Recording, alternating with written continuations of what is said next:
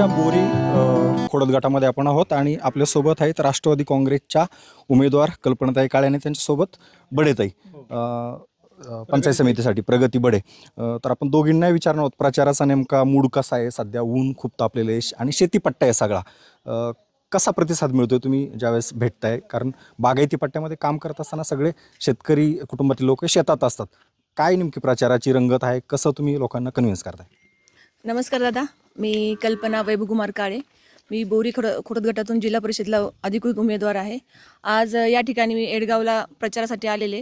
प्रचाराचा एकदम उत्तम प्रतिसाद आहे. इथलचे सगळे ज्येष्ठ असतील, महिला असतील, तरुण असतील, सगळ्यांचा एकदम प्रतिसाद व्यवस्थित आहे आणि त्यांनी सांगितले की तुम्ही काहीही काळजी करू नका, की तुम्हालाच आम्ही मतदान करूया.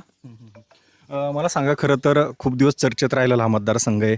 राष्ट्रवादी काँग्रेसच्या दोन उमेदवार प्रचारात दंग होत्या मधल्या काळात, तुम्ही आणि पवारताई. खरं तर ही खूप टसन होती कोणाला तिकीट मिळेल आणि अखेर तुमच्या पदरात ते तिकीट पडलेलं आहे. भीती नाही वाटत, कारण त्यासुद्धा तेवढाच मातब्बर आहेत, घरामध्ये सासरे, अनेक वर्ष जिल्हा परिषदेचं त्यांनी काम केले.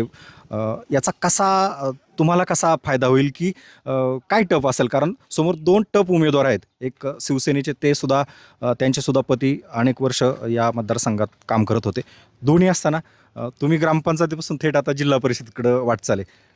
काय नेमकी आव्हानं असतील, किती भीती आहे मनात? दादा, भीती तर असतीच, पण भीती म्हणण्यापेक्षा एक काम पण असतं आपलं. कारण की जरी दोन्ही उमेदवार झेडपी झालेले आहेत, पण त्यांचे किंवा सून असेल किंवा त्यांची पत्नी असेल, ते स्वतः झेडपी नाही ना, म्हणजे स्वतः त्यांनी उपभोगलेलं नाही आहे. त्याच्यामुळे त्यांना अजून बाकीचं ज्ञान नाही आहे ना.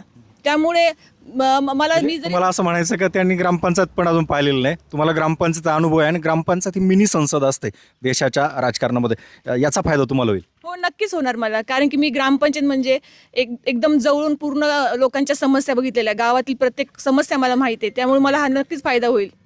कारण की मी प्रत्येक समस्याचं जे निराकरण सुद्धा केलेलं आहे, प्रत्येक व्यक्तीचं केलेलं आहे, की काय काय समस्या असतात गावामध्ये. म्हणजे लहानापासून तर मोठ्यापर्यंत सगळ्यांचं मी बघितलेलं आहे समस्या जवळून. तुमचे सासरे सुद्धा माथाडी कामगार नेते होते, त्यांचा कसा फायदा होईल तुम्हाला? आज पण गेल्यानंतर तुम्ही सांगता का त्यांची मी सून आहे म्हणून? नक्कीच दादा, कारण की आमचे सासरे आता लोकनेते होते आणि लोकांनी त्यांना दिलेली पदवी आहे लोकनेते. त्याच्यामुळे नक्कीच खूप फायदा होतो. एडगावपासून तर कावड पिंपरीपर्यंत प्रत्येकजण आमच्या सासऱ्यांना ओळखतात. त्याच्यामुळे आणि पहिल्यापासून आमच्या सासऱ्यांनी राजकारणापेक्षा तुम्हाला पण माहिती आहे समाजकारण केलेले. प्रत्येक लोकांना मदत केलेली आहे, प्रत्येक अडीअडचणीला त्यांना मदत केलेली आहे. प्रत्येक काही समस्या असेल, मुंबईला असतील किंवा कोणी कुठे पुण्याला असतील, प्रत्येक माणसाने त्यांनी मदत केली आहे आणि त्या मदतीचा फायदा आज या ठिकाणी मला होत आहे. नक्कीच कविता पवारांनी आता बंडखोरीच म्हणता येईल, कारण अपक्ष त्या राहिल्या, त्याचा काय फटका? नाही, त्याचा काही फटका होणार नाही दादा. आता कधीतरी काहीतरी नवीन पाहिजे ना. आता पवार साहेबांना पहिले ते जिल्हा परिषद होते, त्यात काही शंका नाही. पण पवार साहेबांना सुनेला पाहिजे असेल किंवा मग आता मी पण त्यांची सून आहे, एका वेळेस पवारऐवजी काळे जर झाले तर काय अडचण आहे त्याला?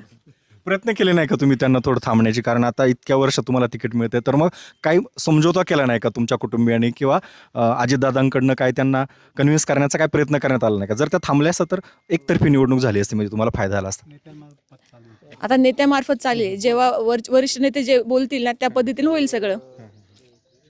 आणि मला आशा आहे की नक्कीच ते माझं काम करणार पवार साहेब. नक्कीच. तुम्हाला विजयाची किती खात्री आहे? कारण अजून आता 7-8 दिवस प्रचाराची खरी रंगत तेव्हा किती खात्री आहे? कशी बाजी असेल? आता सध्या जे बघते ना मी, तर मला 1001% खात्री की विजयाची, कारण विजय माझा होईल नक्कीच. कारण की सगळ्यांना पण नवीन चेहरा पाहिजे, नवीन काहीतरी करणारे उमेद पाहिजे. त्याच्यामुळे मला वाटतं की 1001% की नक्की विजय होईल माझा. नक्कीच विजयाची खात्री. त्या तुम्हाला सुद्धा तुमची ओळख सांगा पुन्हा एकदा. तुम्ही कसं राजकारणात यापूर्वी तुमचं काम होतं आणि पहिल्यांदाच आहात का? आधी काय ग्रामपंचायत लेवलला होता का? काय तुमच्या भागातल्या ह्या समस्या आहेत? पंचायत समितीच्या कुठल्या कामांमध्ये तुम्ही कामं करणार आहात निवडल्यानंतर?